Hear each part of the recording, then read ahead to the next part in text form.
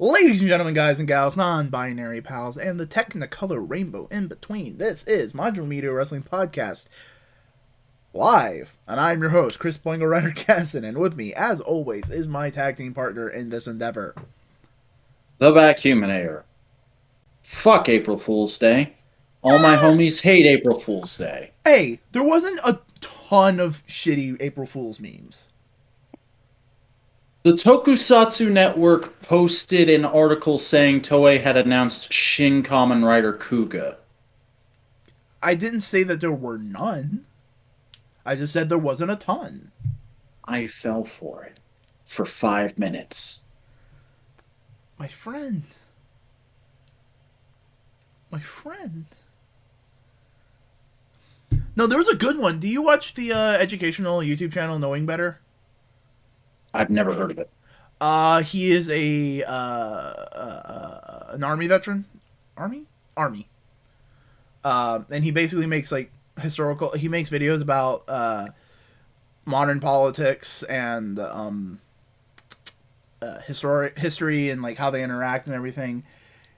He made a really cool like long video series about how like everything changed in American politics in the 1970s, and links all these different little things to it, and it's interesting.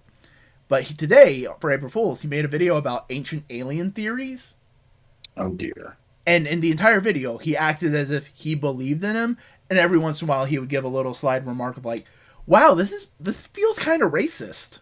You just realize that? Huh. Yeah. Kind of pointing out that ancient alien theories tend to be a little Eurocentric and very racist. Yeah, I'd never thought of that before, but you say it, I'm sure it's there. Yeah. How can these brown people build all these amazing structures when we couldn't do it? Us fine Europeans. Aliens must have Ooh, helped yes, okay, yeah. No Now need you to go get further. it. Now you get it. But he See, also here's what I did today. Here's the productive thing I did today. nothing. I went and looked into Christ consciousness, and I figured out that even though I'm an atheist, I have a higher level of Christ consciousness than my mom does, and she's a Christian. Oof. There was once I saw a really good phrase of like someone asking a priest or something. No, it was like a hypothetical a priest talking to God situation, and it was like, "So God, you create everything, right? Yeah. Okay, so you do this, yeah, I do that, I do that." And then the priest goes like, "Why'd you make atheists?" And God went like, "Oh, that's fucking easy. I created atheists because they don't do good things to get into heaven. I created atheists because they do good things because they just believe that it's good to do good things and to show the rest of the world that that's how you should behave." And this is the point where I pull out the phone with the soundboard app and I go horn, horn, horn, horn, smoke weed every day, horn. I can't remember if it was a pope or a bishop or something, and they said I'd much rather have a good, kind atheist than than than a shitty Christian. Nice. Which I think is how we should all look at faith. If you Definitely. use it as Probably. a crutch to feed your toxic behaviors, you're not a pious man. You're just a pious as shit. Wonderful. But that's not what we're here to talk about today. We're not talking about politics or religion. We're just talking about the grace almighty professional wrestling. Wrestling. We pray to the temple of the squared circle. I personally drop oils at the feet of the statue of Dusty Rhodes. That's in the WWE headquarters every day. Yeah. You always and remember to always practice safe self mutilation on thumbtacks. Hmm? But is there anything specific you just kind of want to pop off with wrestling? It's like a vibe you felt this week. Uh, this felt like an off week, honestly. Yeah, I can get that. Not that there was like nothing, but like Because there's a I only couple big watched. announcements, but it was just more of like, It's just like, hey, we're happening. It feels like the calm before the storm that is Mania, yeah. because, and that's weird because we're not giving a shit about Mania at all, and we'll talk more about that later. But like, unless there's a new Firefly Funhouse match, I'm not watching anything out of Mania. That'll be. And Which, here's the thing: I will give you that and not have you break your New Year's resolution. Mhm. Which, by the way, WWE, it's been a year. You're posting random Mania matches on YouTube right now to play into the hype. Give me the Firefly Funhouse match on YouTube, please. I'm asking nicely. Oh, I haven't watched it, but did you see like the thing about how John Cena was doing an interview with Shaq on TNT, and Shaq mentioned, "Oh yeah, I just wrestled on AEW," and John Cena immediately went like to WWE corporate mode and pivoted back to WWE I did not see that, but that's wonderful. because he was on. Because here's the thing: he's in a WB movie, and Warner Brothers is producing AEW, and it's just like, God damn it, you are in a sticky situation, Mister Jonathan Cena. Could you imagine John Cena just pissing off Vince McMahon so much that he can no longer go home? That can never happen. All he has to do is flex once, and Vince goes like, "Fine, you're forgiven." But yeah, no, I kind of agree. It wasn't like a dead week, but it was a soft week. It was a comparatively dead week, I'd say. But it wasn't like we got some cool things going on, and we got some. I wouldn't say big. We got some announcements of dope things. First things Like, first, like the first thing on the list. BTE happened. No, the toys. Oh shit, yeah, I completely forgot about that because that happened like literally the next day after we recorded last week.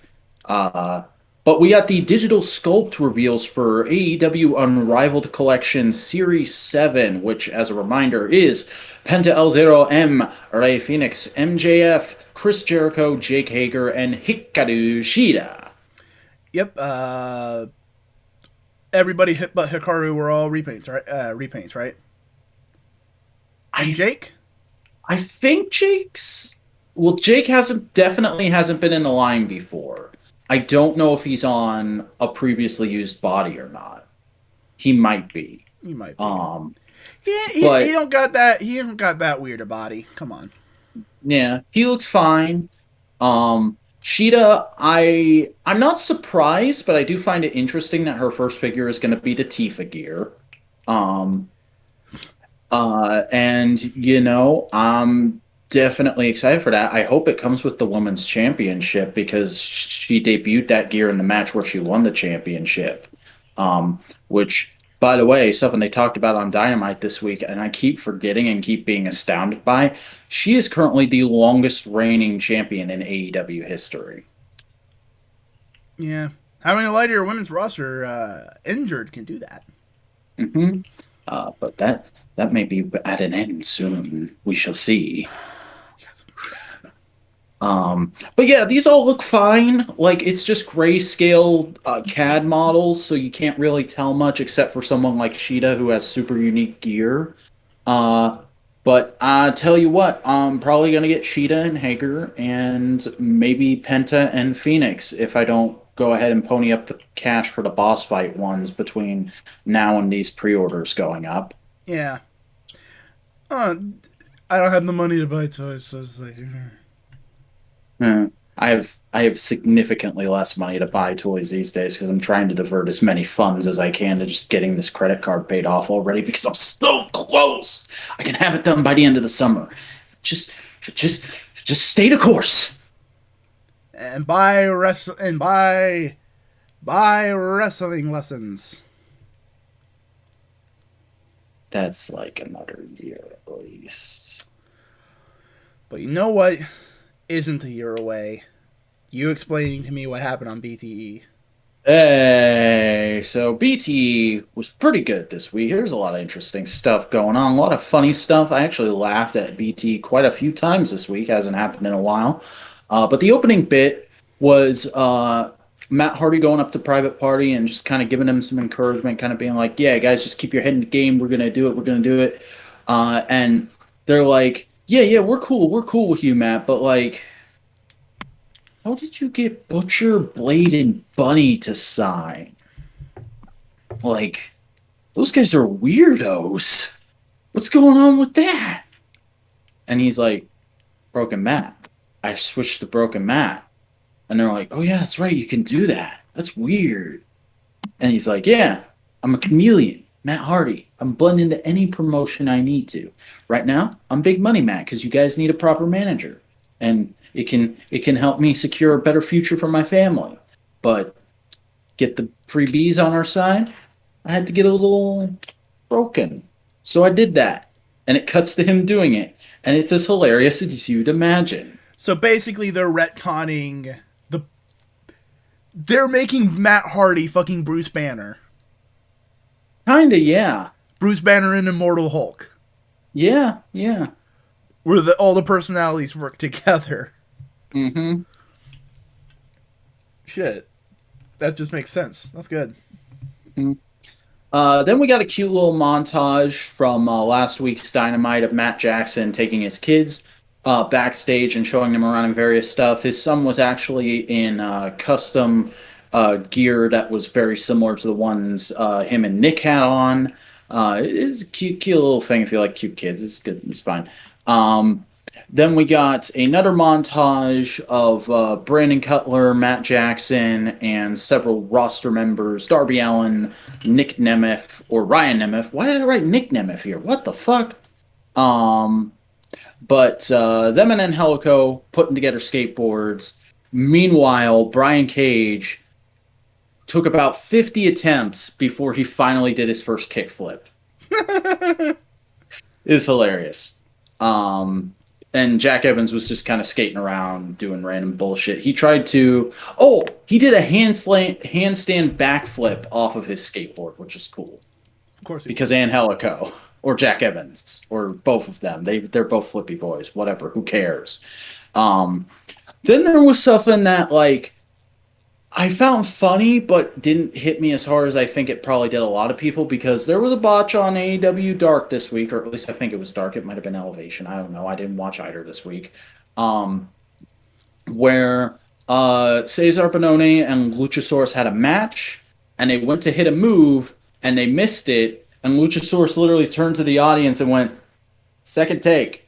And they redid it right there, and it didn't get cut out of the show.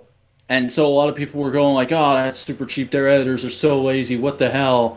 And so they just made fun of it with Luchasaurus and Cesar bumping into each other backstage, and them going like, "Oh, you okay, man? You okay? Yeah, handshake." And they miss each other's hands, and Cesar's like, "Oh, let's do another take," and he's like, "No, there's no second takes in wrestling," and walks off. goddamn. Real quick, have you been following the whole Twitter thing with Cesar Bononi? Yeah, that was nerve wracking and then very relieving. Yeah, hearts go out to him and his family, but also he just seems like a real fucking swell lad. Yeah, I wish a bright future upon him.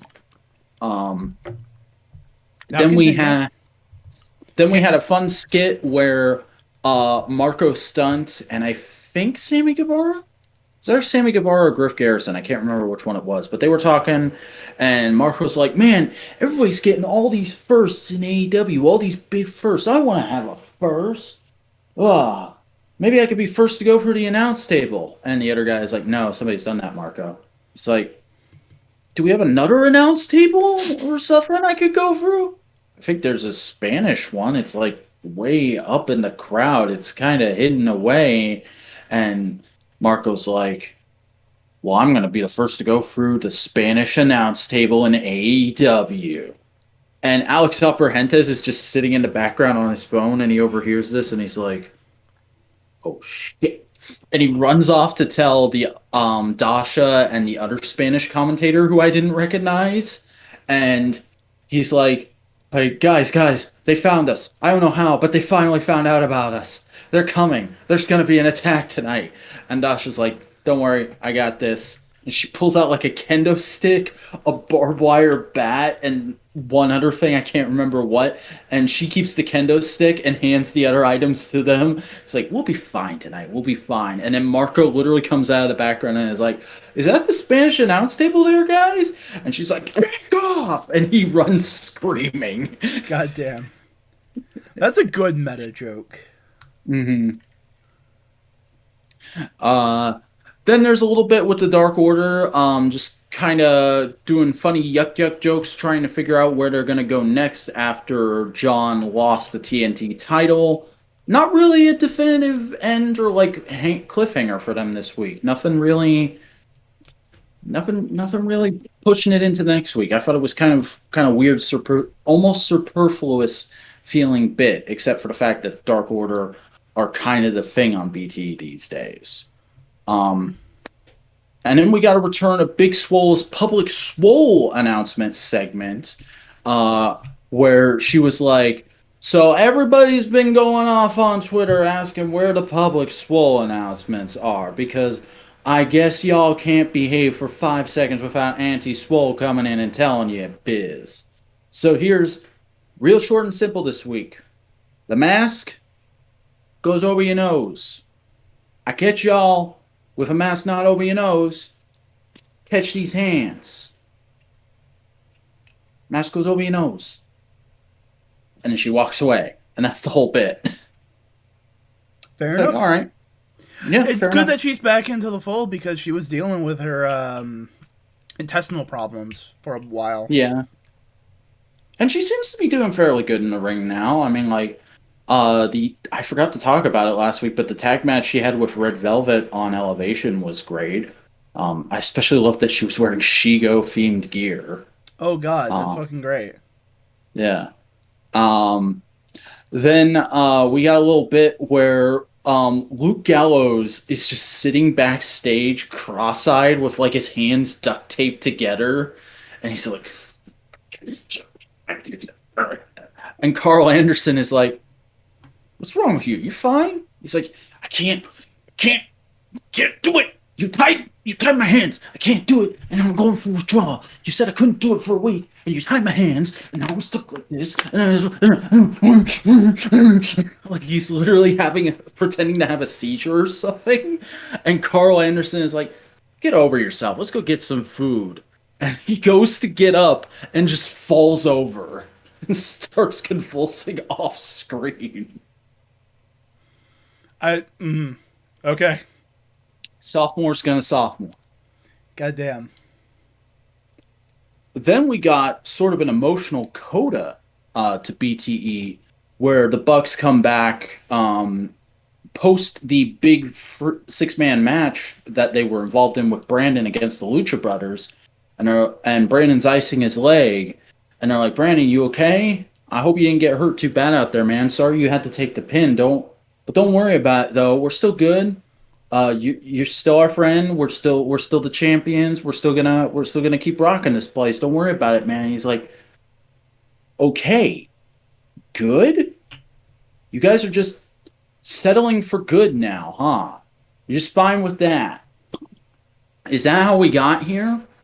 Is that how you got me this contract? Is that how you got those belts? Is that how you got this company? Guys, look at you. Look at what you become. Matt, I'm sorry, you're right. You guys have become complacent. Like, look at BTE. It's being the Dark Order now. You guys are hardly even on it. And you're gonna come in here and tell me when my knee is busted up that everything's fine. No, screw you. You guys need to get back to busting your asses. This is ridiculous." And he walks out on them. But I assume, since I can see the list as well, that's the end of BTE. Mm-hmm. Yeah. It's a very solid BT this week. A little bit of something for everyone. But then, a thing happened on Tuesday. Oh. A thing that made many people very livid, and I was just kind of like, I So AEW um has the best looking belt in the industry now. yeah. I mean, depending on who you ask, they might have already had the best looking belt in the industry, but I that's would there I would have still said that IWGP had just a little bit of extra class because there was the obfuscation of who's the company the belt's for, you know? hmm Because I having the IWGP and not just New Japan kind that's of fair. class it up just a little bit. But you know, But with Kota Ibushi having both titles and then merging the titles, unifying them in a recent match, New Japan unveiled the new IWGP Heavyweight World Championship. And people are not liking this belt. I've heard it being called a gold plated Divas Championship. I've mm, heard it being called some kind of Super Sentai shit. I personally looked at it and went, that's fine, but it looks like a belt from 15 years ago. yeah, it also looks like a gold plated toilet seat. Oh, no, you're right. It also looks like Cody's tattoo. Yeah, I legitimately had to take a moment before I could even reply to that. You sent me that Photoshop. Yeah, yeah. It's a fine belt, but like it's a fine belt for Ring of Honor. It's a fine belt for Impact. I mean, It's a I'll say it again. Speaking as somebody who the last thing I had gotten into before I got into wrestling, that was a series where the entire point was we sell toy belts. I look at belts that look like toys and I go, that's fine. Like there's very few belt designs I actually dislike. Like the only active belt design at the moment I can think of off the top of my head that I dislike are the WWE main roster tag champion belts. I think those look cheap, yeah, not in a fun way. Like I like I'll say I might be sending some hate my way, but whatever. I like the 24/7 championship because it's a dumb comedy belt and it looks like a dumb comedy belt. yeah.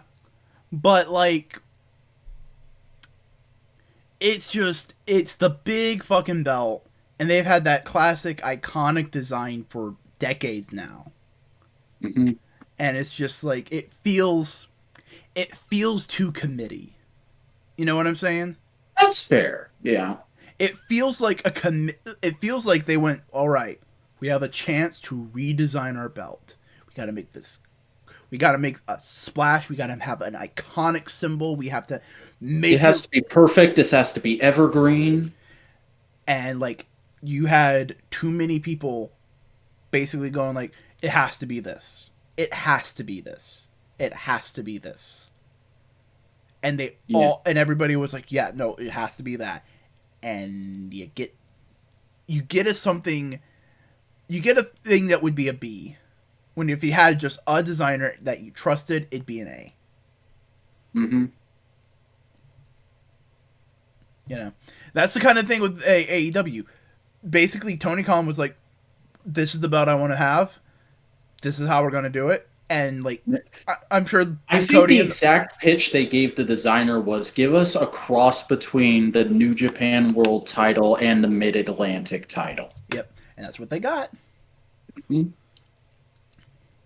The only belt that I think in AEW that's kind of a little wonky is the TNT title, but it's grown on us as Yeah, fans.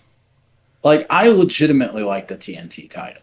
I'll admit it's not the prettiest belt of all time, but I think it works for what it is. It's a big corporate belt. It is a big. You are you. If you win this, you are the face of TNT. TNT recognizes you, and like the way I imagine it in kayfabe, TNT pays you a stipend if you own the belt. Yeah. Like that's how I kind of imagine it working. hmm I mean, it's got Ted's house on it, so Ted's old house. I don't think he lives there anymore. it's still my favorite detail Yeah, I think he lives on in. any belt ever. I think he lives in Wyoming. Good for him. Yeah, I think he. I think After he retired from media and doing all that shit, he decided to help raise buffalo populations. It's a noble endeavor. Still a weird billionaire, though. Yeah, yeah, yeah. Remember, always put that asterisk when you're talking about billionaires. Remember, and also remember, we just spent like, what was that, 10, 15 minutes talking about a New Japan belt. When was the last time we talked about some New Japan wrestling? Yeah, that says something about us, doesn't it? I'm just patiently waiting for Kota's debut to be the cliffhanger to a Dynamite. It's not going to be the cliffhanger to a Dynamite. It's going to be the cliffhanger to a goddamn pay-per-view, and you know it. Oh yeah, yeah, yeah. Double or Nothing. I'm so excited for that show. Double or Nothing is ill. And Kenny Omega has won. He holds up the AEW champion. He'll hold up the AAA belt because they did the thing I've been wanting them to do. They did the thing I've been wanting them to do. We'll get to it. And then you just hear Kota's theme start. Well, he'll have the Impact title by then too, because there's no way Rich Swan's winning that match. He's gonna have Impact, so he's gonna have 3 belts. It's gonna be amazing. No, Kota needs to be the last one. You know the next belt he needs to go after Jay Lethal. Oh yeah. I was thinking a thing of gold, maybe about like 10 pounds. Mm-hmm. And Power did start back up recently. Uh-huh. And they keep still bringing up Thunder Rosa, who signed NWA.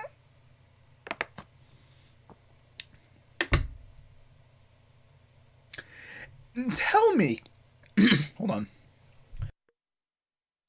and tell me Billy Corgan wouldn't want to be able to say Kenny Omega, NWA champion. Mm-hmm. And imagine he has all the belts. He only needs one left. Because he only needs one left that matters. He needs the Soul Stone. He needs his Soul Stone. He needs the Soul Stone. And he has to sacrifice someone he loves to get it. Oh, it's too perfect. Wait, how many belts would that be? How many belts would that be? AEW, Impact, AAA, Impact.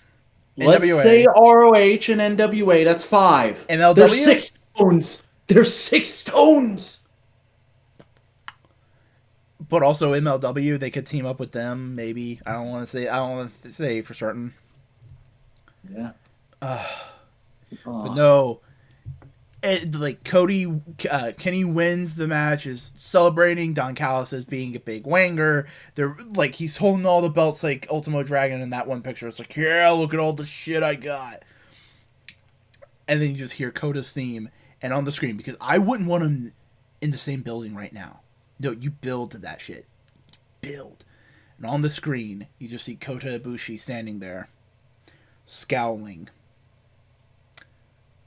What happened to you, Kenny? I'll find out. Basically going, I know you want this, and I'm going to use that to bring you back to the light. Or Kota's current gimmick is that he is a god of pro wrestling, like Kenny's. This god will smite you. Mm-hmm. Or potentially, I'm thinking, you have gathered all the power that a mortal man could to ascend to godhood. But can you make that final step and dethrone the god of pro wrestling? God. And that also plays into the New Japan story of like, Kota Ibushi's always been better than Kenny Omega. Mm-hmm. Kenny Omega can finally get that win. Dear God. Yeah. Have all he did it belts. in DDT, but Kota is the only person to ever kick out of the one-winged angel. Yeah. No. That's what you do. You start the whole thing. You have Kota kick out, and they go like, no, Kota, this is what Kota's known for. He kicks out of the one-winged angel.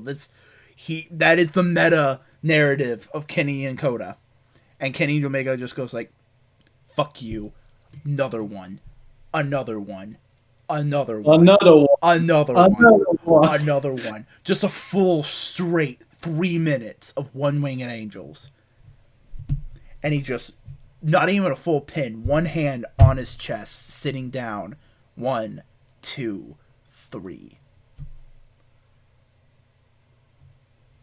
And then just in the distance you hear down, down, down, down, down, down, down, down, down. Goddamn. Make it full on like he has gone too far. Like there's almost no turning back for him. Please, God, it's too perfect. And then every promotion starts building up their own Hangman.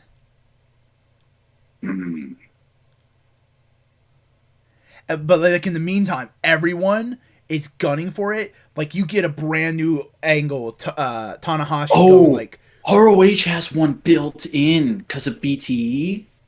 He's booked his friends with Jay Lethal right now. You could bring back Flip Gordon into the fucking Elite Universe. Yeah, dude, think about it like this. With New Japan, do that, you can immediately have like so many cool stories of like Tanahashi and Naito and Rainmaker. Okada just basically going like, all right, Kota Ibushi failed us. We need to fucking get our belt back. What have we got? And like Tanahashi goes like, I am the ace of New Japan. I have been the ace for years. I am here. He's basically one shot him. He's All-Star Superman. Mm-hmm. That's his story. All the way over in New NWA, you have fucking I can't remember the old guy. The old guy who has a really cool, not necessarily the best in ring dude, but he was really dope. Tim Storm. You have Tim Storm going like, that belt doesn't belong to him. That belt belongs to us. The hard workers, the weekend warriors, the guys who have been going at it for years, paying attention to this belt, caring about it. Not this fucking guy who came and just is all flash and nothing special. He was only wearing that belt because he wants fucking it. Moose, Rich Swann, and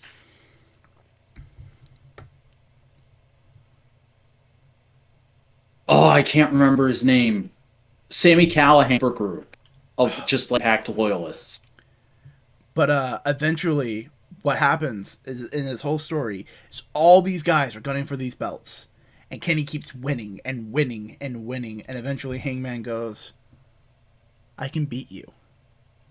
Not even like I want to fight you. Not even like, oh, I want that belt. He just goes, "I can beat you." And Kenny goes like, "No, you can't. I'm the best." Kenny, who won all those tag matches that got us to the titles? Like he's not even like egging him on. He's just going like, "No, I can beat you." No, you can't. I can beat you. It's whatever. I'm gonna hang out with the Dark Order now. But no. We're talking about this. No, I mean, no. There's nothing to talk about. I can beat you. Like, do you know who the number one ranked contender is at the moment? Hangman Adam Page, number one in singles. Here's the thing. I want him to say number one for months. I want him to be content. I want him to be happy. Number one, and he never challenges. Like maybe he says, "Hey Darby, we haven't fought before. Let's do that." But never goes after the world title until the time is right. And until he can exact maximum revenge. And basically, Hangman goes like, "I can beat you." And that's all he says. And Kenny just loses his fucking mind. He's like, "No, you can't. Fuck you. You are worthless. You are beneath me. You are nothing." And Hangman just goes like, "No, I'm better than you because I'm happy." And that's the message of the whole thing. And that's the first belt he loses, is the AEW belt. And Kenny starts dropping like that. And he's like, And then he starts slowly losing belt by belt. And every single time he turns into a more like a golem-like man. And it's like, No, this is my precious. You know what would be the best thing? Oh, they can't do this because Don Callis. I thought it would be very cool thematically if like the last belt he's holding on to is the oldest one, the NWA championship, but they'd make it the Impact Championship because Don Callis. Yeah. Also, think about it like this: NWA still has a little bit of like cultural prestige. Hmm. Impact doesn't. Impact is Dollar Tree wrestling to a lot of people. Yeah. It's nothing. It's lost its luster. It is the end of the road. It is where you go when you can't go anywhere else. To a lot of people's mind, it's not that way. But thematically, the last belt he has is the Impact, the one Oh, the Impact Zone, lol TNA, and that's the last belt he has, and he's holding on desperately, like a fucking addict. And he loses it to some Impact guy we don't even know who the fuck it is now because they're an up and coming star. Yeah, and here's the thing: when he loses that, Don Callis just goes like, "Damn kid," and walks away. Tough break. Happens to the best of us. Like he's not there to help him. He's just like, "Mwah." And not even, "We'll get him next time, kid." It's just like, tough break. Well, see ya. But Uncle Don, Mr. Callis, Hey, well, I'll see you at Thanksgiving, man. kid, I have a company to run. I'll see you at I got a new champion to go promote. Leave me that. I'll see you at Thanksgiving. We'll talk then, okay? See you next holiday. And this happens in like fucking July. Yeah, because like yeah, Don Gallows was like, "No, I'm paying attention because I can like, it's relevant." But as soon as it's like, nah, it's just like, why bother? Mm-hmm. Fantasy booking's a hell of a drug. Oh yeah, You know what else used to be a hell of a drug? the best 1 hour of professional wrestling in a week. I miss good NXT. I miss good NXT so much. I have a feeling Triple H feels the same way. Yeah. Apparently, he's been getting bounced around that company like a pinball. Sometimes he's helping backstage at Raw and SmackDown. Sometimes he's stuck back in his own little universe. Boof. But NXT has, for lack of a better term, admitted defeat, and they are going to be moving to Tuesday nights after next week, which will be a two-night takeover, basically taking up the normal slot for NXT on Wednesday, but then also airing a show on Tuesday to lead in to SmackDown on Friday, and then the two-night WrestleMania over the weekend. And then after that, they will be moving to Tuesday nights permanently. So, for those of you keeping score at home, next week WWE is going to be doing Raw Monday, a 2 installments of the Hall of Fame on Tuesday. Then on Wednesday, NXT Night 1. Thursday, NXT Night 2. Friday, SmackDown. And then Saturday, Sunday, Mania Nights 1 and 2. Monday again, Raw. And then Tuesday, NXT again. That's over a week straight of WWE every night. To those of you who are masochistic enough to undertake that, I salute you. Please don't die. Uh-oh. I did a thing I didn't mean to.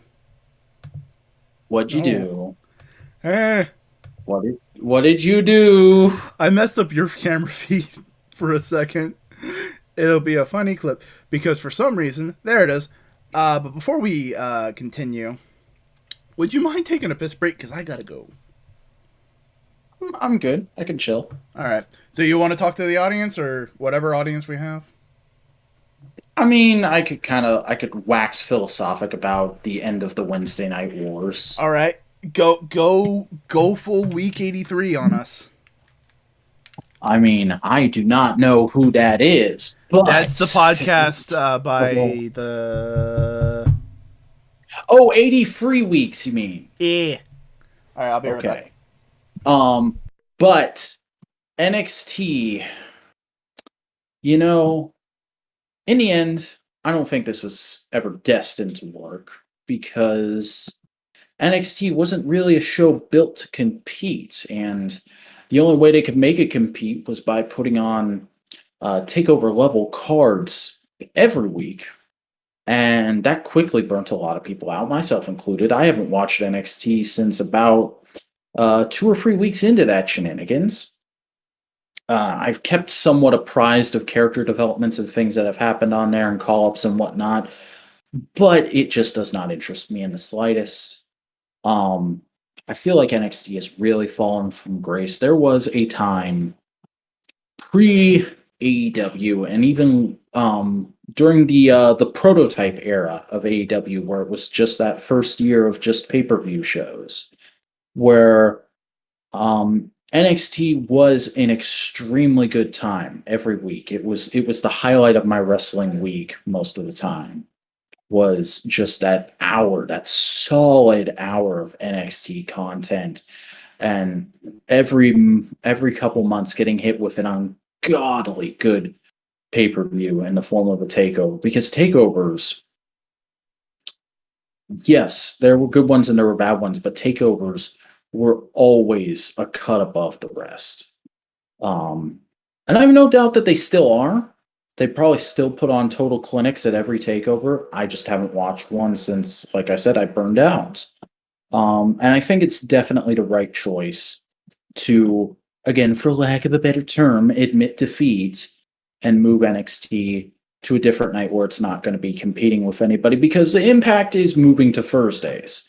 So you'll have Raw on Monday, NXT on Tuesday, AEW on Wednesday, Impact on Tuesday, or Thursday, sorry, and then SmackDown on Friday. So it's a full week of wrestling, especially if you're also watching like NWA and ROH and New Japan. But it's going to be a lot better for both NXT and AEW because they won't be competing with each other. They won't be siphoning off audience from each other. Both those shows are going to be allowed to flourish. Hopefully, probably, maybe, I don't know, we'll see a return to the style of booking that NXT had when it was just 1 hour on the WWE network. That's my real show better? Which show better?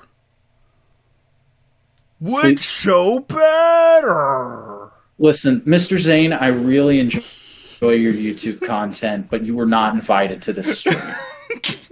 He's not that bad about it, man. No. He's always done that show, tongue firmly planted in cheek. But like that was the quickest reference I could think of. Yeah. I was more like, making a squared r/squared circle fucking. Yeah. And like we clearly made our choice a long time ago. I mean, a more accurate name for this is MMAWP. When was the last time you watched NXT or any WWE, honestly? Was it Mania last year? I think so. Because I think that's the last time I watched. No, I watched a bit of Raw and SmackDown post Mania. I think it's mostly been clips. It's mostly been like, oh, I like this wrestler. Okay, they're still getting. And see, I haven't even done that so far this year. I know some of what's been happening thanks to memes and Brian Alvarez screaming into a microphone, but the only way to watch wrestling content. Exactly. Hey, subscribe to Modular Media to get every episode of MMWP as they come out. But as they come out, really, after the week we just fucking had? After the week I just fucking had? I said as they come out, not as we make them.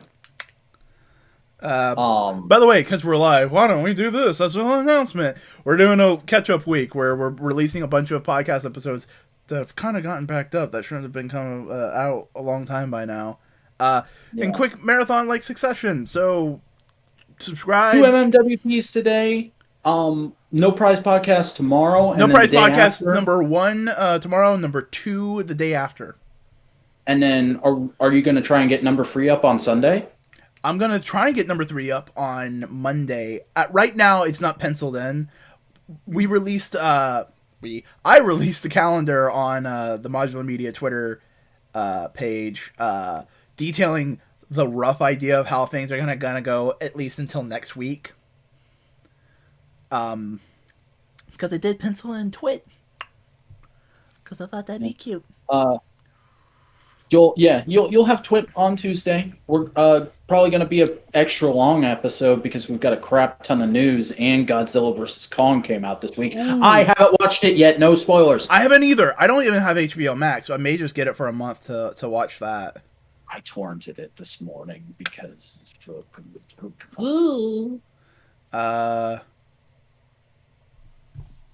could you send me a Google link? Upload it to your thing and It's entirely possible. Let me check. I didn't actually see what type of file it was I downloaded. It might be an MKV, in which case you couldn't play it through Google. No, but I could download the video and play it on VLC, dumbass. Yeah, it's an MKV. So, yeah, I'll leave that uploading in the morning. Because it'll probably take a good long time to process. And if that happens, could you send me an ad when you start talking about Godzilla and I could try and pop on? Oh, that would be wonderful, actually. Special guest star, Boingo Writer, in a podcast. And just in every podcast. Oh no, I have the hat! He's got I have the hat, I'm Poochie! Boingo Writer. What? I have the hat, I'm Poochie.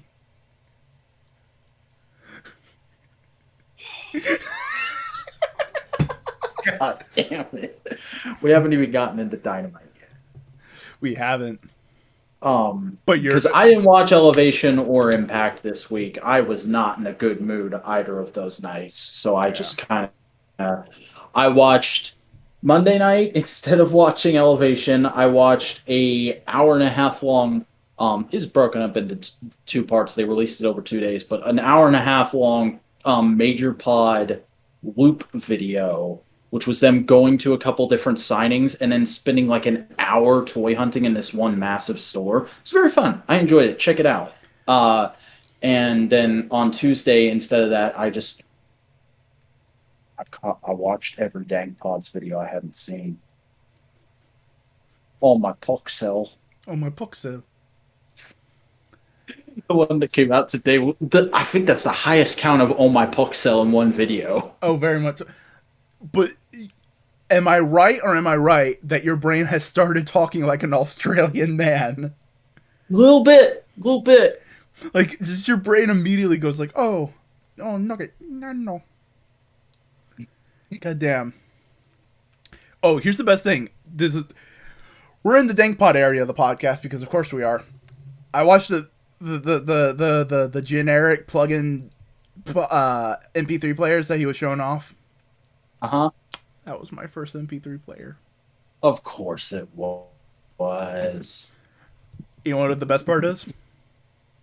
What? I used the record function to record a Newgrounds video that had music attached to it. Guess what the music was? What was it? We're Not Gonna Take It by Twisted Sister.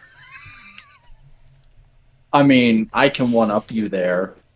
When I was a kid, I tried to record Waiting on the World to Change by, I can't remember his name, Acoustic Guitar Man, with a 2000s era boombox off of the movie Evan Almighty.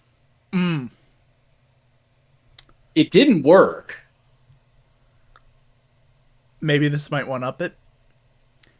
The video was a Super Mario fan parody. I mean, that's just a whole other galaxy of cringe. Where the toads were rising up. It was sung by a toad. That's several dozen light years away from my cringe galaxy. I remember that shit perfectly. And I regularly went back and listened to it. Anyone know what my next MP3 player was? It was a SanDisk Sansa video player. And guess what I watched on it? The Ghostbusters fan film? Freddy versus Ghostbusters versus Freddy. Like Freddy. Jason, Freddy Oh, Krueger. okay. You know the fan film that's technically Ghostbusters canon because of the video game? I had not heard of this. Okay, so they made a fan film, and one of the characters like the nephew of Egon Spengler, and in the video game they threw a little reference out to him and basically had a drawing of how the character would be when the game is set take place, a little kid drawing, and it says to my uncle Spengler, and it's the kid's name. That's cool. Yeah, this is a nice little reference. So you're one of those people who counts the Ghostbusters game as canon. Ghostbusters game is a canon. Do you think it'll be retconned by Afterlife when and if that ever comes out? I think Afterlife is going to be so removed from the stuff that's already been kind of stuff in place. It's so much of a time skip that it won't matter and won't come up. All right. You know, if they Yeah, that reference works. it, it'll be like, oh yeah, no, we just been fighting ghosts for a while, and then like in the 2000s it ended instead of like in the late 80s, and that's kind of what the game is. Yeah, we hired a couple other guys. There was one guy, he didn't talk. They wouldn't even do that far, but like, you know what I'm saying? Yeah. This is a nugget of a conversation. Let's move on to Dynamite.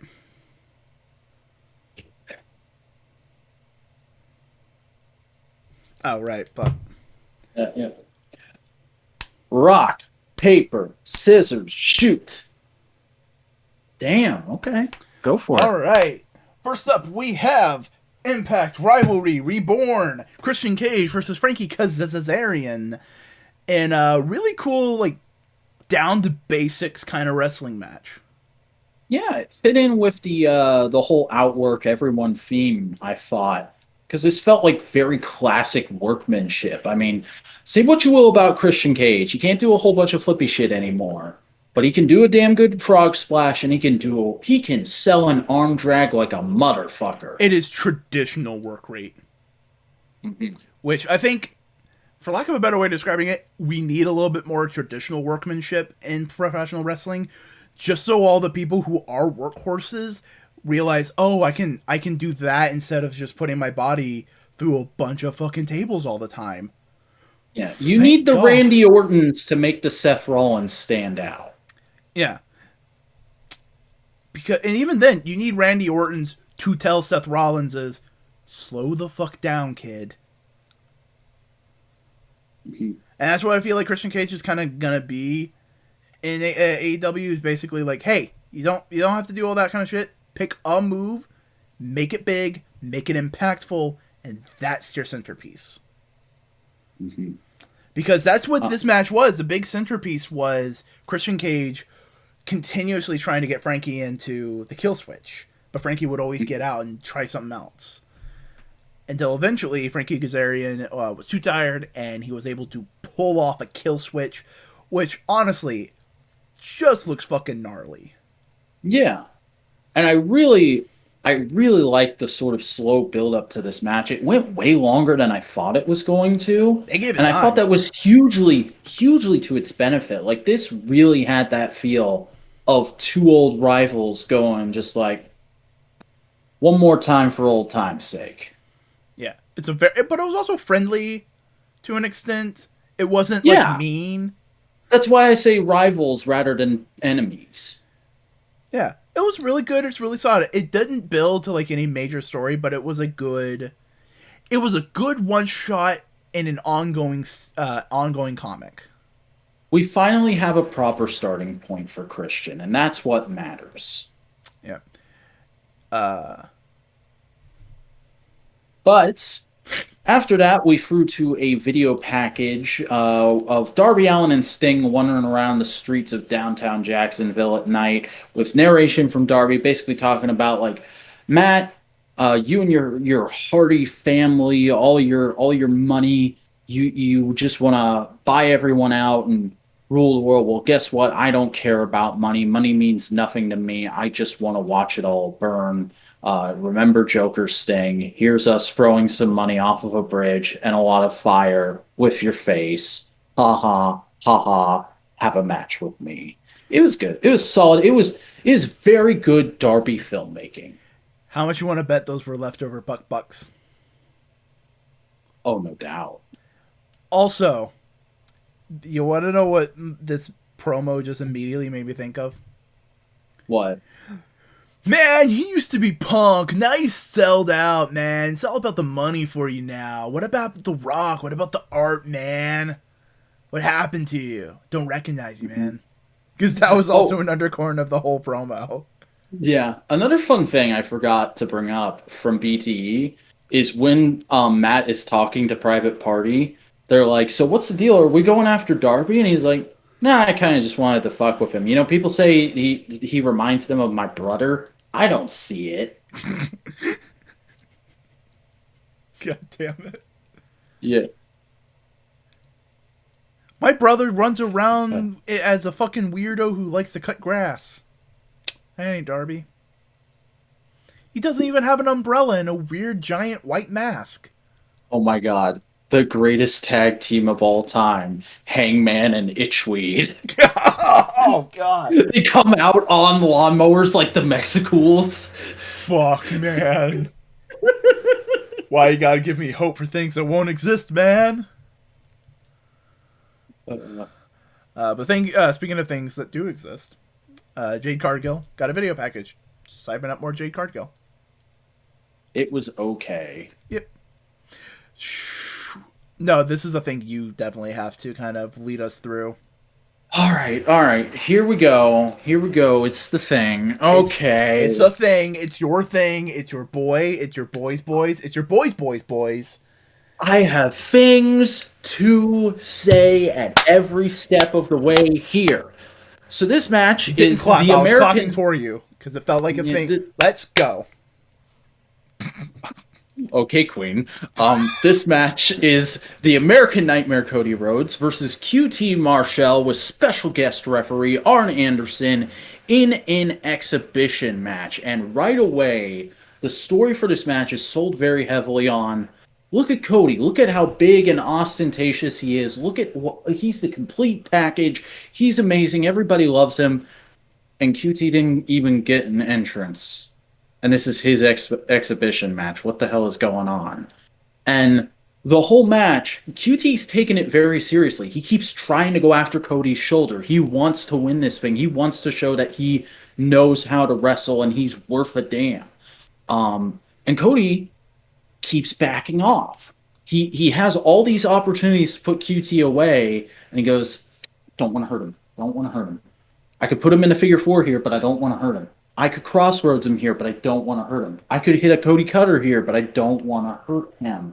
And the whole time, QT has this look on his face that I just ate the fuck up because I felt it. I felt it right here in my soul. It's this face that perfectly gets across the emotion of looking at yourself and looking at somebody who you're close to and has achieved everything you want to achieve and being mad at yourself because you didn't get there, because you're just riding their coattails. You're just a few steps behind them and saying, "Why the hell can't I be there? And why won't they take me seriously?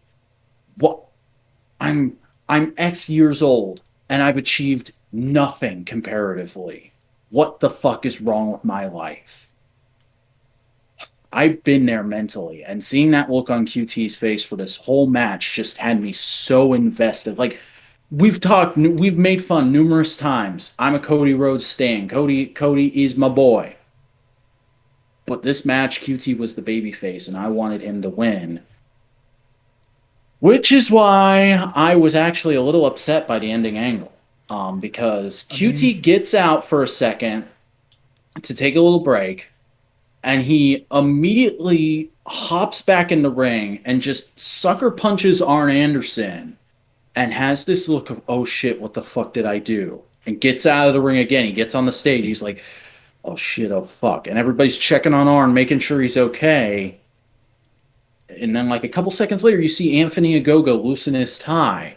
You see Nick Camarado start to loosen up his shoulders. And then all of a sudden, a bunch of Nightmare Factory guys ambush Cody, Dustin, Arn, and Big Shotty Lee Johnson and just completely laid him out. And it goes from, oh, QT fucked up. He's going down the wrong path to this was premeditated? I think it was more of like they're all on his side, and QT snapped, and they're like, "All right, we're with our boy. Thick or thin, we're with him." And once he, because I say this because when they started beating down the Nightmare Factory, QT was head in his face, facing away from the ring. He heard it, and he went like this, and he was looking back at them, going like, "Huh. Okay, okay, we're doing this. All right, this is what we're doing. I'm in too deep. We're doing this." All right. I can see that. And I mean, this angle wasn't bad. It was fairly well executed. The only, like, kind of weird thing I would say is just that they had Red Velvet run out to save Cody. You can't When it's really like, expect a pregnant woman to run, but man, but it's like totally in Brandy's character to square up while pregnant. yeah. But she's also like what, 6 months pregnant now? Yeah, I was actually listening to an interview with Renee Paquette from a few months ago, and apparently her and Brandy have like almost the exact same due date. Which is in 2 weeks. Oof. Okay, I was way off base there. Yeah, Yeah, no, you don't want a pregnant woman that pregnant to run, man. yeah. It's one of those things where I'm like, this doesn't make sense from a kayfabe perspective, but from a reality perspective, yeah, all right, I'll allow it. But I thought this ending angle was fucking brilliant. Okay. Because here's the thing. A guy who feels like his friends have accomplished so much more than he has, feeling slighted by it, feeling like he's lesser than, and going, you know what, I need to prove myself in some way, and at the end, something just goes wrong and everything just implodes. I guess my whole thing with it is like Who that just subscribe? QT Marshall or Hangman Adam Page? that's fair, but like that's my thing with it is like we've already done angles similar to this in AEW, and AEW already has a shit ton of stables. Do we really need another one? Here's the thing. I don't think we're getting. I don't think we're having two stables. I think we're having one stable. I think we're getting. It's just a change of stable. But here's the thing. Adam Page went through that character progression and became self-destructive. QT Marshall is going through that character progression and he's becoming externally destructive. Mm. He is lashing out. It's anger. It's toxicity. It's fuck you. Fuck everything you did.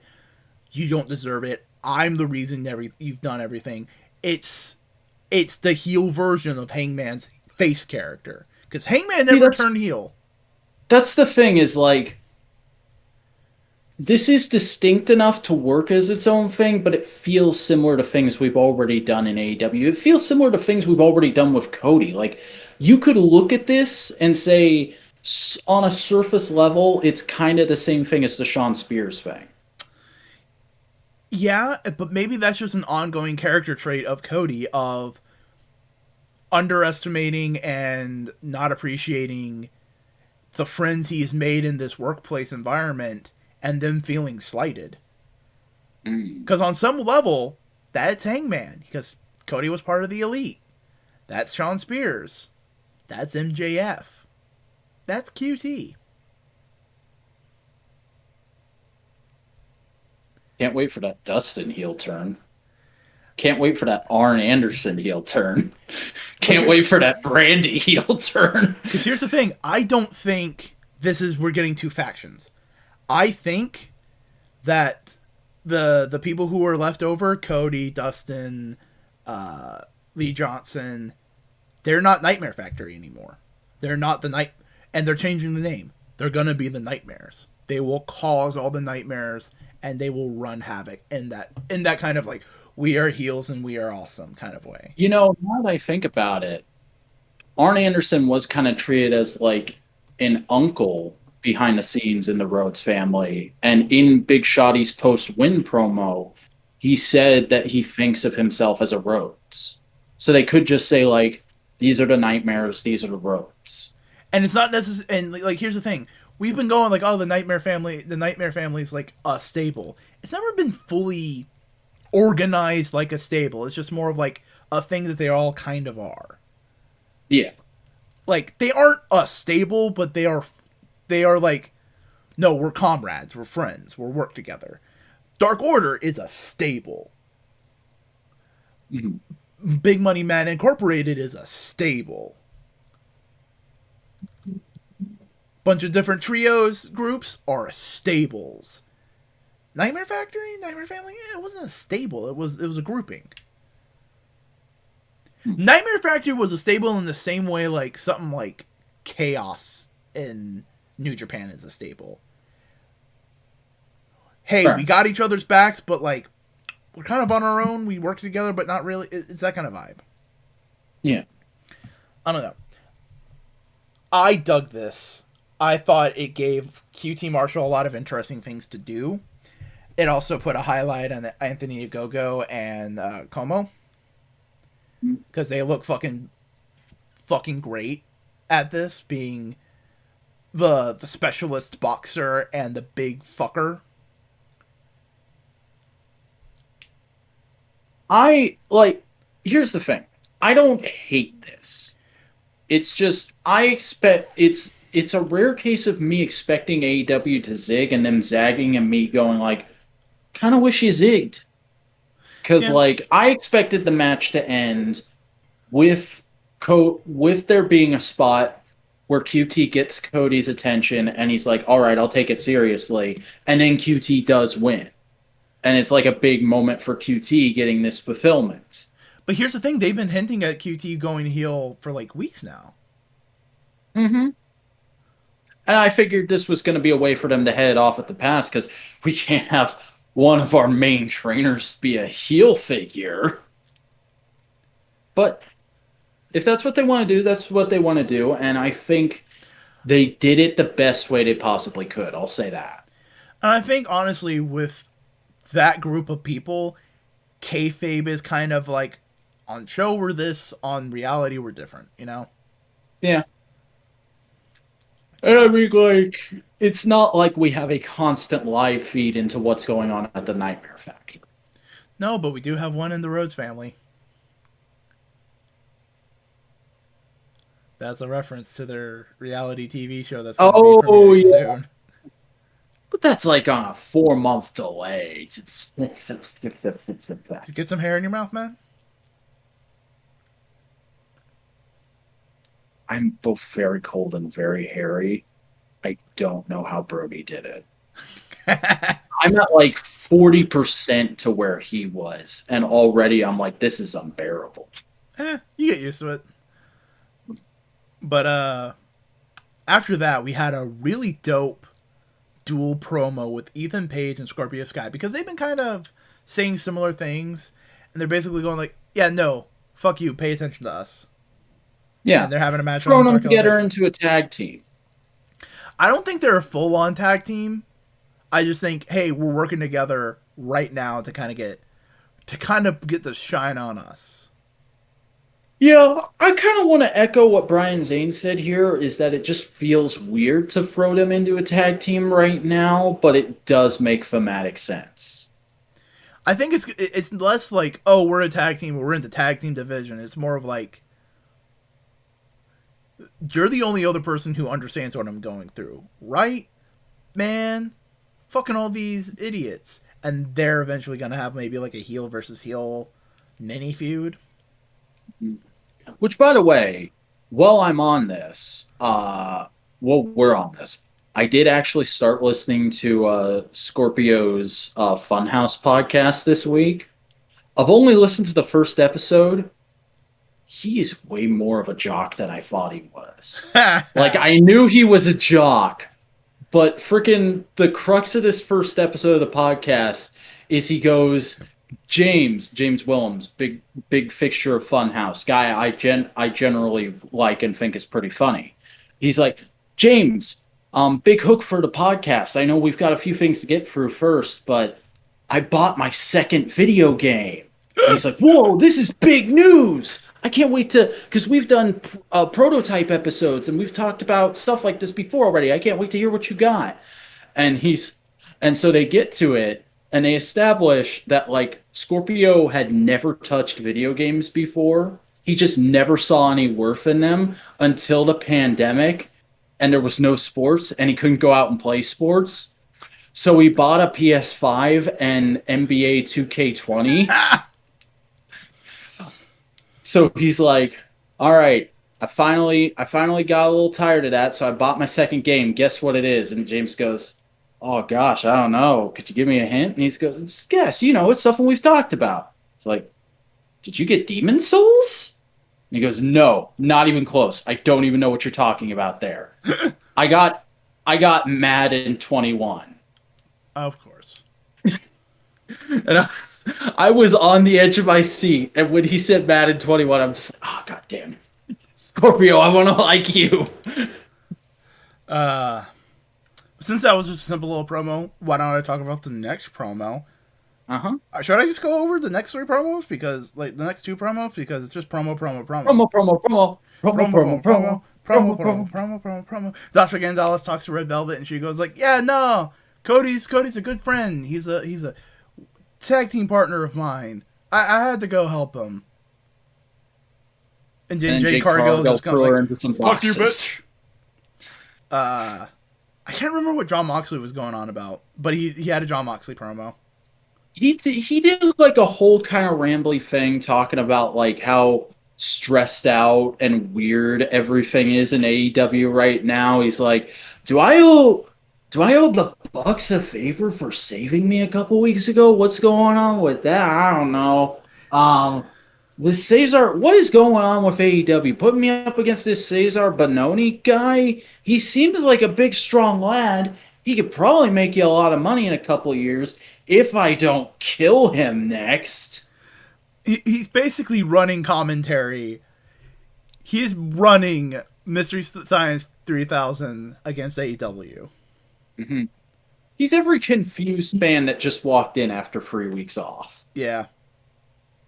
Speaking of 3 weeks off, I don't know where I was going with that. Tell us about the next thing. We had Jon Moxley versus Cesar Bononi with Ryan Nemeth and JD Drake.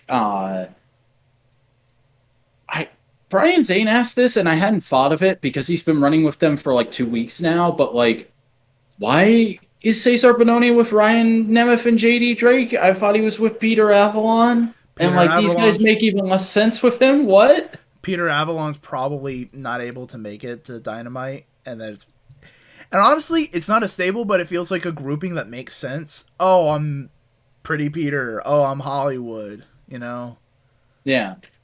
And then JD Drake is there. Yeah. I know nothing about JD Drake. He seems like just a guy. Yeah. I'm sure there's a reason to like JD Drake. I'm sure I'll find out some reason to like JD Drake next week. But right now, he just seems like a guy who wandered into Daly's place. He's a dude. He's a man. He's a lad. He's a bloke. He's a person. He's a regular Comrade Thompson. He's a dude who has a penis and identifies with that penis.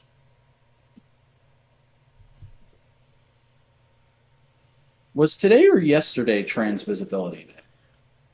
Yesterday. It'd be a cruel joke to make April 1st Trans Visibility Day. It would. It would, wouldn't it? I just remembered people talking about that recently. Yep. But yeah, this is Speaking a of fairly decent little match. I thought you were about to go to the next one because I have a perfect segue.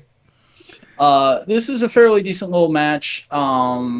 Both worked each other over fairly good. It's a fairly It's what Moxley does when he's not doing a big feud. It's here's a random guy, let me put him over a little bit, but I still win because I'm Moxley. Yep. And he does make Benoni pass out in the Bulldog choke. I thought it was a fine match. Also, pass out finishes makes the person who passes out look badass because Hmm. he didn't give up.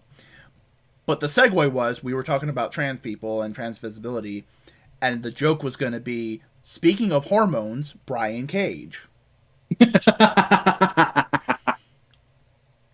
uh, hashtag Team Taz is fine. Yeah, it's basically continuing the setup of like Brian Cage is starting to chafe under the heel tendencies of everybody, and all the heels are going like, "Hey, Brian Cage, fuck being good, be a bad dude, bro." We're Are you in agreement with me? Because we talked about this last week. I don't want them to rush. I feel like they're rushing into this storyline. I feel like they should have just seeded it last week and then left it for a few months. Yeah, I agree. I don't want them to break up yet. It feels too soon. I like them as a group. Mhm. Especially because like I'm still super on the mind track of I didn't want them to lose a member. I wanted Team Taz to add a member. I wanted Wrestling Supergirl to be with the Potato Man. God damn it, you and your fucking blonde strong women. Is it not the best aesthetic?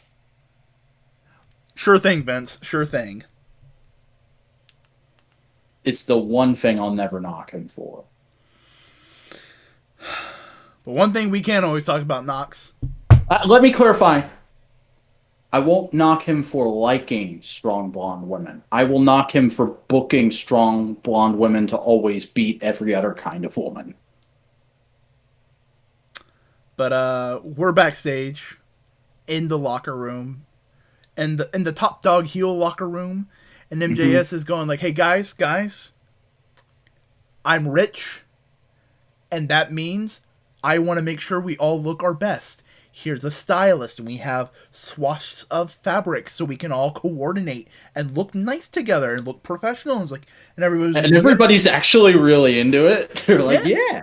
yeah, yeah. I mean, dude, that's the kind of mentality Pinnacle has. It's like they're united front and they're old school, they're classic. You need to be professional. It's like, Mhm. yeah. And it was going like, we need to clean this place up. It'd be a better work environment for us, so I'm going to get an interior designer. And then MJF does some things and opens the bathroom door. He's like, we're going to get the stench out of here. And then behind it was Chris Jericho, Sammy Hagar, no, that's Sammy Guevara, Santana, and Ortiz. And Chris Jericho, this is the best Chris Jericho has looked in his civilian clothes in a while. Because Yeah, because he's just like, it's a black button up shirt, rolled up sleeves, black kind of rock star pleather pants, and gloves. The gloves made it. mhm. And And they've all just got like perfect business looks on their face. And MJF takes a beat. closes the door and goes like, "We need to get out of here. We're getting out of here. We That's gotta what we're doing." go. We gotta go. And they're all like, what? What? We gotta go. And they open the other door to get out, and Jake Hagar's there, and he pushes MJF in, and the inner circle start beating down Pinnacle. This was fucking awesome. Yeah, and this is definitely leading to a blood and guts match. I'm so excited, especially with how much fucking Dax bled in this angle. Holy crap. Oh, it was classic. It was old school. Mhm. Uh, Freaking Sean Spears got a door shoved into his face. What's his name? Wardlow got put through a massage table. Cash was dumped into the ice bucket out there. And MJF just fucking driven into the toilet, drink. Yeah, he was given a swirly and then he got shoved into the the cooler. refrigerator. Yeah. Um, yeah, this was great. One thing I'm a little I wouldn't say iffy. It's more of like a hmm. Is Pinnacle's a brand new faction? They've had one big win and one big angle where they looked victorious, and now they've kind of gotten jumped and made to look a little weaker. Here's the thing. I'm gonna fight you on this a little bit. When they had Roles that big reverse. Roles reverse. Yeah, when they had that big victorious angle where they debuted, they got the jump on the inner circle. Here, where they get the crap beaten out of them, the inner circle got the jump on them. This to me says these two groups are evenly matched. It just depends on who has the advantage of surprise. You know what? If they bring that up in a promo next week, I'll full on agree with you. Because that may be what they're going for it. But, this is you, After bud.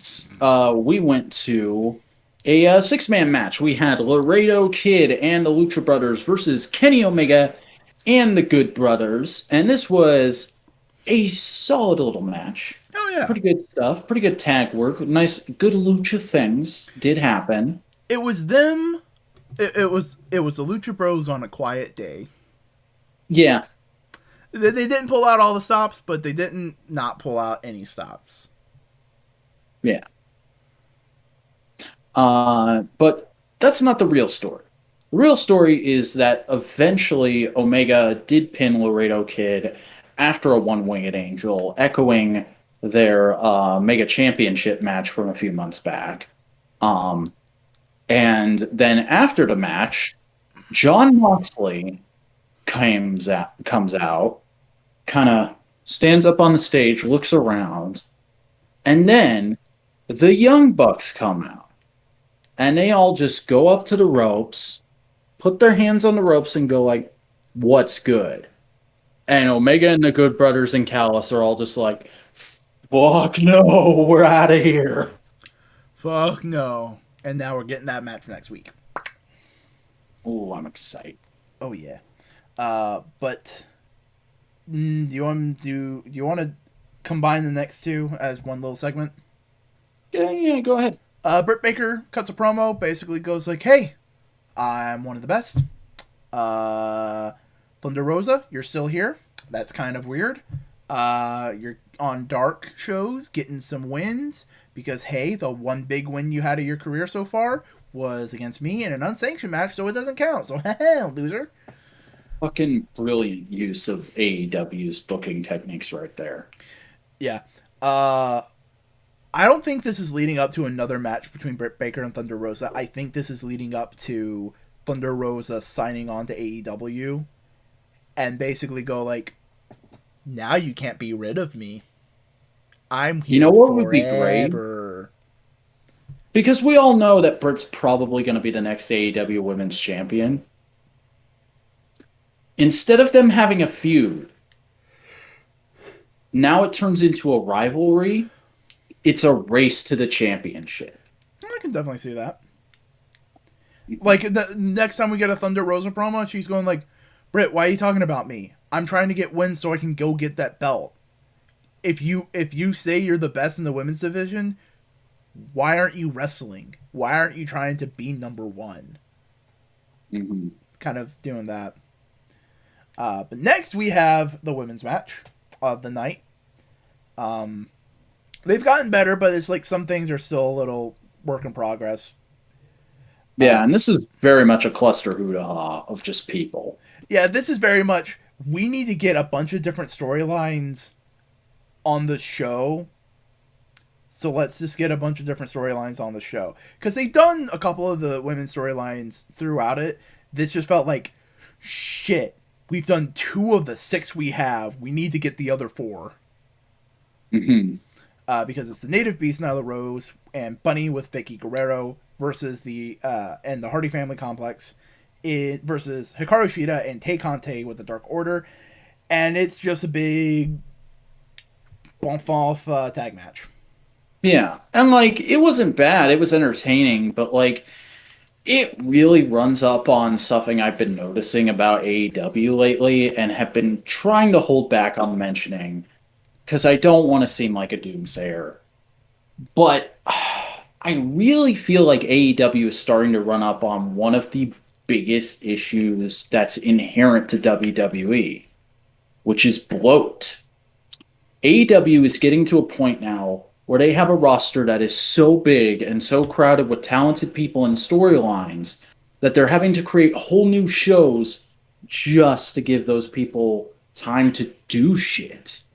And it's starting to wear on certain storylines. Like all four of the women's storylines that are happening in this one chunk here could be great things that run all throughout an episode of Dynamite, but they're squished up right into this one little segment, and maybe they got little pickups here and there on Dark and Elevation, and maybe there's like a funny bit playing into them on BTE, but there's so many people because we're in the middle of a pandemic, and the Young Bucks' response to that was just anyone on the indies who wants to work dark can work dark, which noble pursuit, noble endeavor. But I'm not gonna. they also find a bunch of people who go like, "Ooh, you're good. I like how you do shit. Do you want to work with us?" Yeah, we're in the middle of a pandemic and I can't get regular work, and you're offering me a job. Yes, yes, I will come and work for you. And yeah, that's gotten us Allen Angels. That's gotten us Thunder Rosa. That's gotten us a bunch of great Top wrestlers. flight. Top Flight. It's gotten us a bunch of great wrestlers. But it's also just gotten us a bunch of wrestlers. Mm-hmm. And I'm not saying it's a bad thing. Here's the thing. I think the roster is fine. They don't need to sign any more people. They don't need to let go any people. The roster at this point is okay. Because Like, remember, say what you will about WWE, they know the rate to drip people through Evolve, the Performance Center, NXT, the main roster. because here's the thing. It's fine because some wrestlers aren't meant to have an ongoing story. They're just there because they're a wrestler and they want to have the opportunity to wrestle. Like Ryan Nemeth, I don't think like he doesn't feel like he's a wrestler who needs an ongoing story. He's a wrestler that his ongoing story is he's Ryan Nemeth, he's a little bit of an asshole, and he's trying. That's his Yeah. story. He's no, I'm not gonna do it. I'm not gonna be the dickhead that does that. He's not going around saying it should have been me. Let's just put it that way. Yeah. Caesar Bonelli, same thing. Peter Avalon, similar thing. Like, that's kind of the vibe. Is there's a couple big major storylines, and then there's several supporting characters, and a lot of these people are just supporting characters right now. Yeah. And I think And that's there's a lot of people who feel like they shouldn't be supporting characters. There's a lot of people who have subplots that feel like in another promotion they could be a main character. like Dark Order. Right now, they're kind of supporting characters at this point Yeah. because they're trying to figure out exactly the direction they need to go. They even made meta reference to that in BTE, Mhm. but they want to keep them around. They're good morale. They're great supporting characters for the Hangman story, and that's what they are right now. I think because remember they've been talking about having a second TV show for a while. I think once the second TV show happens, Dark and Dark Elevation are going to drop drastically in length. It's going to go from 2.5 hours, which those things are. They can get that way, down to an hour each. And it's mostly going to be up and coming talent or indie signing talent doing the AEW style squash. You get a lot in, but the AEW star gets the win to kind of basically like go like, hey, here's the upcoming people of wrestling. And the other TV show is going to basically be here's all the subplot of all the supporting characters that aren't like Hangman and aren't the Bucks and aren't the big major storylines. Fingers crossed. Fingers crossed. I do see the point you're making and I agree with it to an extent. I just don't think I think you're at 11 on the doomsday clock. I'm Oh at a no no no no 9. no no, dude! I'm at 9. I'm Okay, you're going like I'm at 9. You're at 6. yeah, okay, that I'm going Because it's been slowly creeping for a while in my head. I've had this thought like maybe once every other week for a little while now. And I've gone like, it's kind of a thing, but I think they're handling it fairly well. This is the first week where I've been like, might be a good time to bring this up. Might be a time to start voicing concern. I'm not ringing alarm bells. I'm not whistleblowing here. I'm just saying like, maybe we might. Tony, I know you watch because you send us those paychecks. Maybe work on this a little bit, please and thank you. And here's also the other thing. We're in a weird holding pattern where technically some people shouldn't be here right now. Yeah. Because Moxley shouldn't be here right now. Mm-hmm. Moxley was supposed to be written off. So they're trying to shove Moxley into the show so they can explain shit and finally get him off TV. Hopefully Kenny kills him again next week. Hopefully. Because they finally did that with Eddie Kingston. He has a busted leg now. Mm-hmm. Kayfabe busted leg. And so they're leading toward that.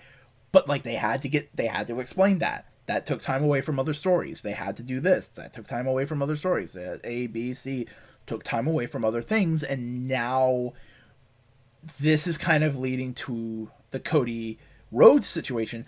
I think he should have been. I think what should have happened this episode, I think QT should have his arm and that wrote Cody off. And QT go like, hey, look, Dynamite's still running. AEW is running fine without Cody. Who'da thunk? That may still be what they do next week, or it may build to a grudge match where they do that. Oh my god. I just realized there's a podcast where Arn Anderson talks about telling Cody the story of Dusty working a match and then hopping on a plane to go see him be born. Cody's going to work a match and then go watch his daughter be born. Cody's going to get the shit beat out of him by QT Marshall and then go watch his daughter be born. God damn it, Cody. God damn it, Cody. But like, that's the thing. It feels like we're just at the weird cross point of a bunch of stories ending and a bunch of stories starting, and they don't have enough time to do both. Mm-hmm. It's a dangerous game they're playing. Yeah. But some dangerous matches that'll be going on next week. Bucks and Moxley versus Good Bros was confirmed.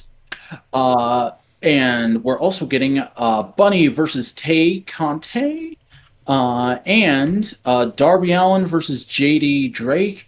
And the return of the Inner Circle. And Jurassic Express versus Bear Country, brought to you by Godzilla versus Kong. What the fuck? This is the best thing ever. Now this makes total sense because this is like, yeah. Okay, why are they feuding with Bear Country now? Oh, they're doing a thing.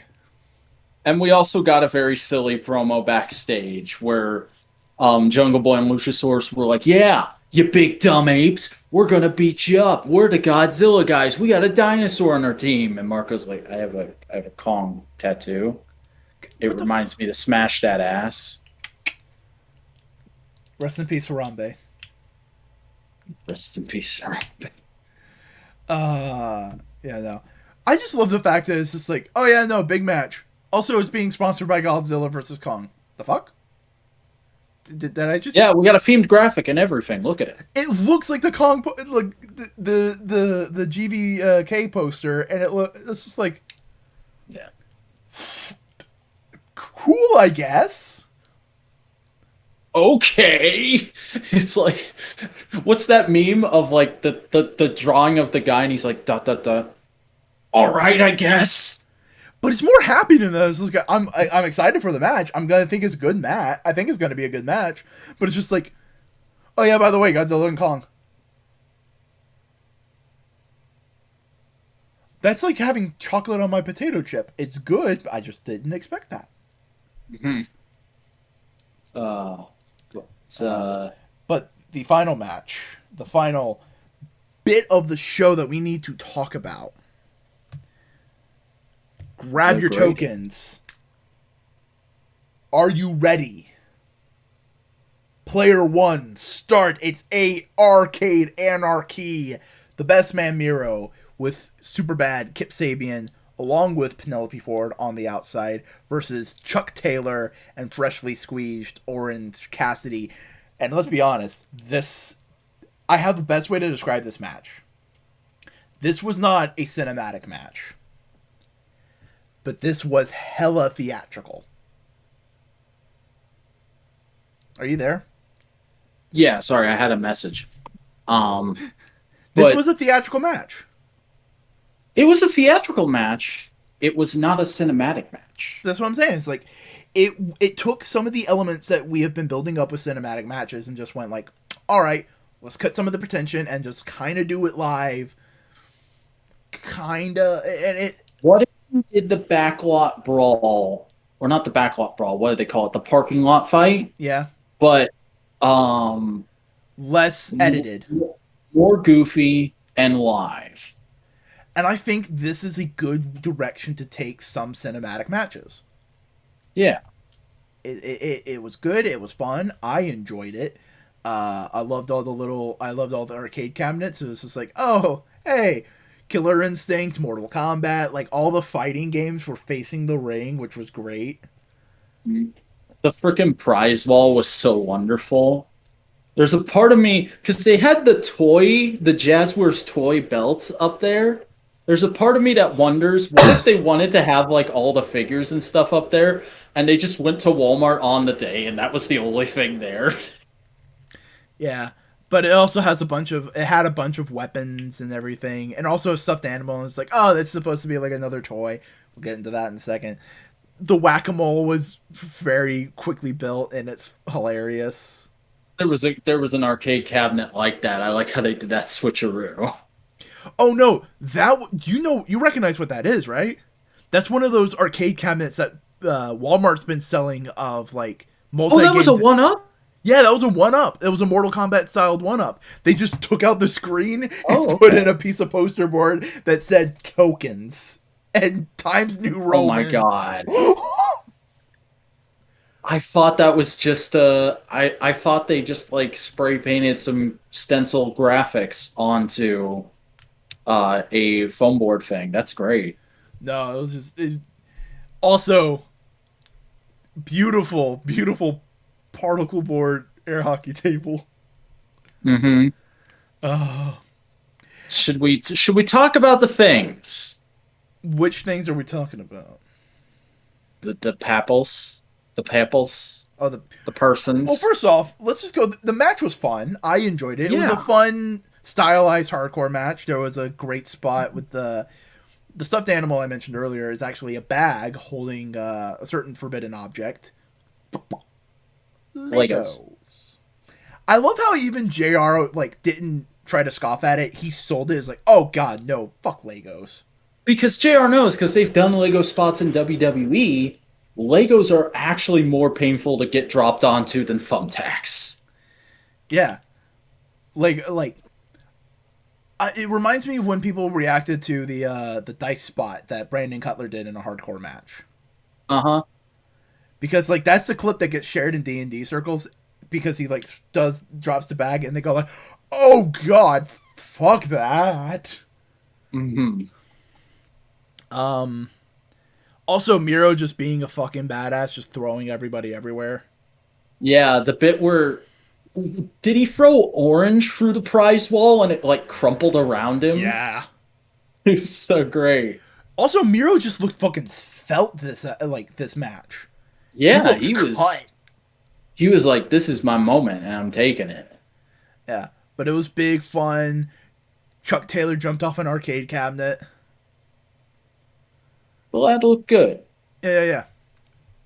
But eventually, I can't remember if it was Orange Cassidy or Chuck Taylor, but one of them was about to get the pin. 1, 2, Penelope Ford pulls Aubrey out of the ring. And Aubrey's going like, what the fuck are you doing? And eventually what happens is Orange Cassidy comes in and kind of pulls Penelope Ford with attention toward the UFO catcher. Note, Excalibur specifically mentioned it was a UFO catcher. Mm-hmm. And out pops the fourth member of the Best Friends, Chris Chris Statlander. fucking Statlander. I screamed. We've been going on and on the last few weeks of, oh, Chris Statlander's going to be coming back soon. She's got to be coming back soon.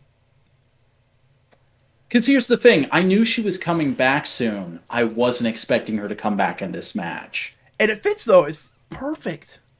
Yeah, because they've been putting in the work, teasing it on BTE forever. And Orange Cassidy confirmed on Twitter, the alien stands with us now. It just makes total... It's a stoner comedy version of E.T. That's what their stable is. Yeah. Especially with the fact that Orange Cassidy now comes out. First time on Dynamite. Where is my mind? I'm just going to say it. Jeremy Padour, either Series 8 of Unrivaled or Series 1 of Unmatched. I need Chuck Taylor, I need Trent, and I need Chris Statlander all in the same wave. Give them to me now. Because our boy Orange needs his best friends. He does. He needs his best friends and he needs his gal pal. You know what? You know what? Here's the thing. People are going to ship them. Platonic. Yeah. Well, no, they've confirmed that Chris has a crush on him on BTE. Okay. That's fine then. I was just more going like, for what I know, I wouldn't mind being platonic, but if that's the direction they're going, sure, why not? But eventually, Miro just keeps beating down Chuck Taylor, keeps beating down Orange Cassidy.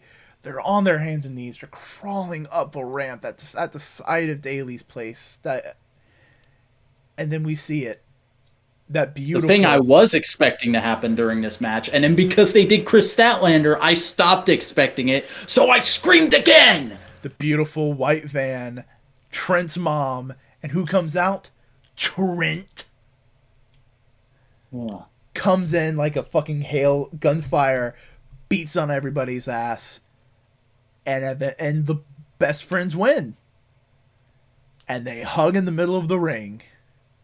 And they fucking give a 4 thumbs up salute to Sue. All the while, I don't want this to be the Best Friends theme, because I like the Best Friends theme, but I think they just played it at the end, even though Chuck... Because they played it at the start? Because Chuck got the pin. It should have been the best... the Best Friends. I think they played Where's My Mind, because A... it fit the kind of weird stoner comedy vibe this match had. But also, it's to get over, this is Orange Cassidy's theme. This is his new theme. Get used to it, people.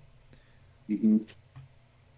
And it works. It worked for the moment. It had this beautifully sort of surreal wholesomeness to it. The whole ending. It felt like the end of a really good, cheesy 90s movie.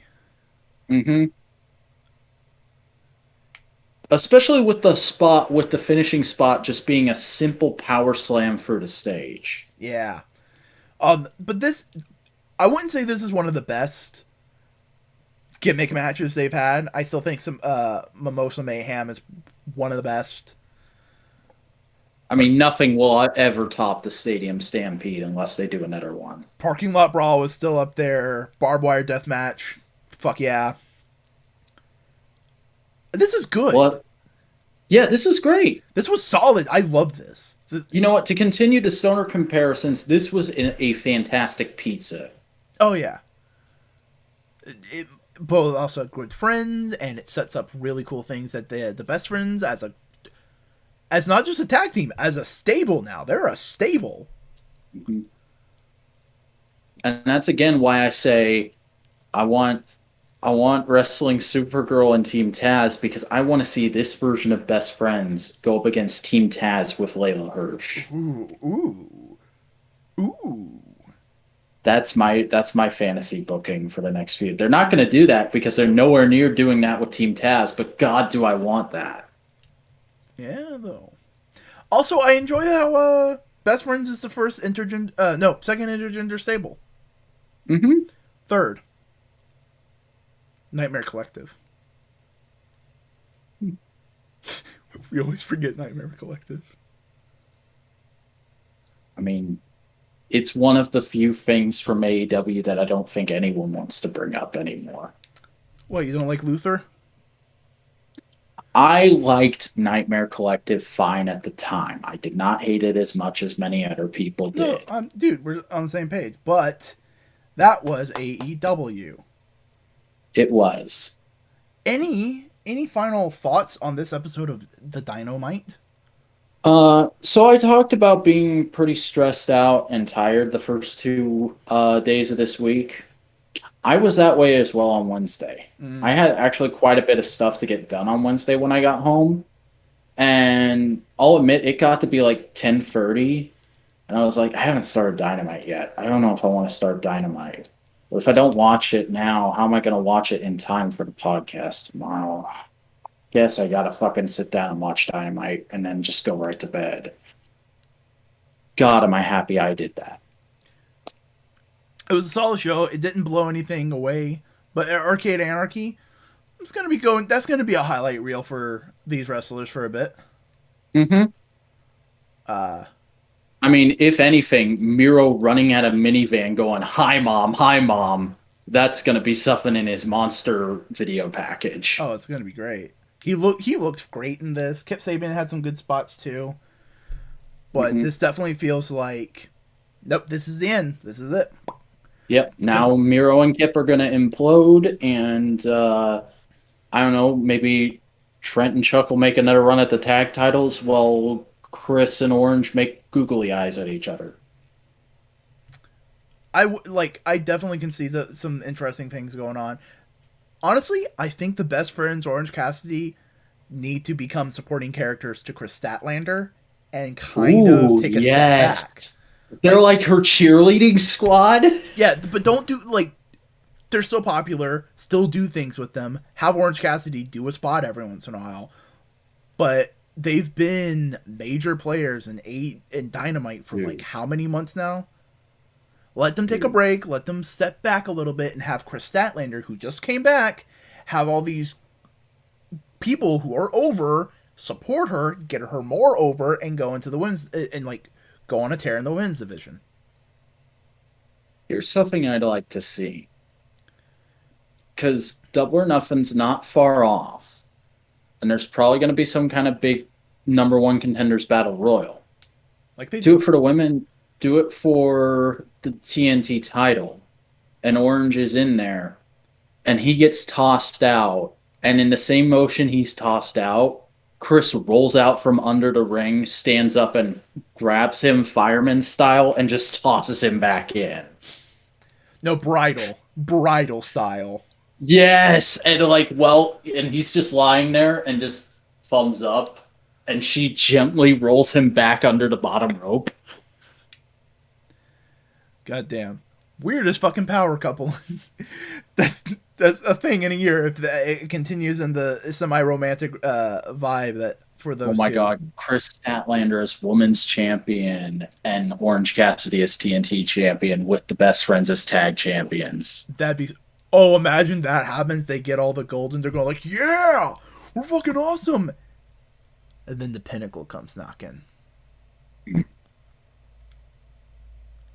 Goddamn. Imagine just the promos against each other and how like vile they are. And then the Pinnacle goes like, "We need a women's wrestler. We need someone who fits our bill." Jade No. Cargill. Oh, And imagine all of them matching suits, different colors, different textures, but matching. They vibe with each other. MJF, FTR, Sean Spears, just all of them just vibing. Wardlow. Don't forget Wardlow. Wardlow, Tully, just vibing. And then you have Centerpiece, the Diamond. She's full on evening wear, beautiful high cut on the leg dress, makeup to the nines. She looks gorgeous, and they all just come out and cut a promo, just going like, "Look at us! Look how professional we look! Look how top notch we are! Money. We're money. We're money. We're money. This is what this business needs. We don't need we. This business has fallen so far down because we let redneck beer swigging assholes make a mockery of this business. A reference to Stone Cold and how he changed professional wrestling, but also a reference to Hangman Adam Page in a more contemporary sense. It's metatextual. But you see what I'm saying? You see where I'm getting at? MMWP, where we fantasy book as much as we talk about the actual wrestling that happened in the week. I think enjoying fantasy booking is a sign of either one of two things. Either the product is damn good and you just want to see more of it, so you make up more in your head, or the product is dog shit, so you have to make up something good for it instead. By the way, that new Adam video, holy shit. Yeah. But, like, basically, the Pinnacle goes, like, we're here to set an example for professional wrestling because professional wrestling needs to be taken seriously. We are acting like the professionals acted when it was one of the top pieces of entertainment in the world. We are Bruno Sammartino. We are Ric Flair. We are Dusty Rhodes. We are professional. We are exemplary. We are the good faces that you put on late night TV shows to promote the brand and promote wrestling. And look at these stoner fucking assholes with this goddamn guild that they do not deserve.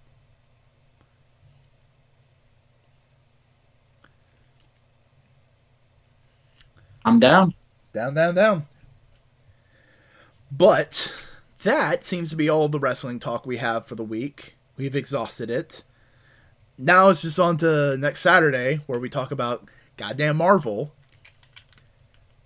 I have a good comic for people who are watching. I have a good comic to talk about on the next time we record back in the next podcast when that comes out, which should be, if I do it right, Monday. Come hell or high water, I will finish Hell on Earth before we record that. I've got 3 issues left. 3 issues of Hell on Earth. And you know what you can do? You can start reading Dawn of X to wash the taste out of your mouth. Yeah. But we'll see what tomorrow night brings. Yeah. Don't push yourself just for the sake of content. That should always be the motto of content creators on the internet whatsoever. Mm-hmm. Don't punish yourself just to make a dumb video. But in the meantime, speaking of dumb videos, tell the people about your shit. Hey everybody, I'm the Vacuuminator. I make YouTube toy reviews and media analysis. Currently on hiatus from that though, but if you want to check out the backlog, you could do so by going to youtube.com/thevacuuminator. That's spelled TheVacuuminator. I'm also on Twitter @thevacuuminator. I talk about random shit and shit on random things like April Fool's Day. And I'm on Instagram posting action figure photography and cool throwback Thursday pics. So go check that out @the_vacuuminator. Hells yeah. I am Chris Boingo Writer Gaston. I make video essay and editorials on my YouTube channel, Boingo Writer. I am also on Twitter. I hate Twitter though. Boingo_writer. I'm on Instagram, Boingo_writer.